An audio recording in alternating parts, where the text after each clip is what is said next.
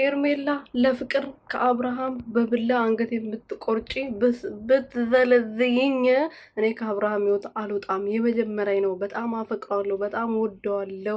እንደዚህ በቀላሉ አንቺ መተሽ ከህይወት ውጪ ስላልሽኝ አልወጣም። በአንገቴ ብላ ብታስገቢ ትላንትና መተሽ ከሩታ ጋር እንዲሆን ብለሽ ስትለምንኝ የነበረው ዛሬ ደግሞ ተንበርክከሽ የምትለምኝበት ምክንያት የለም። አንቺ ተው ስላልሽኝ የምተው፣ አንቺ ግቢ ስላልሽኝ የሚገባበት ነገር አይደለም። የመጀመሪያ ፍቅሬ ነው ብላለች እና ሰላም ቤተሰቦች እንዴት ናችሁልኝ? እኔ ያለው እግዚአብሔር ይመስገን። ሰላማችሁ ብዝት ይበልልኝ። ለዚህ ቻናል አዲስ ሆናችሁ ሰብስክራይብ እያደረጋችሁ ቤተሰብ ሆኑ።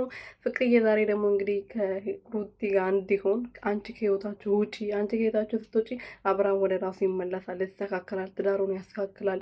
አይስተካከልም። አብርሃም ራሱ አይምሮ ገዝቶ ልቦናውን ገዝቶ ይሄ ነገር ነው የሚያስፈልገኝ ብሎ ካልወሰነ እናንተ ስለለመናችሁት አብርሃም ወደ ራሱ ሆኖ ወይም ትዳሩን አይመርጥም። ስለዚህ በባዶ ሜዳ አትልፉ፣ ራሳችሁን አታደክሙ።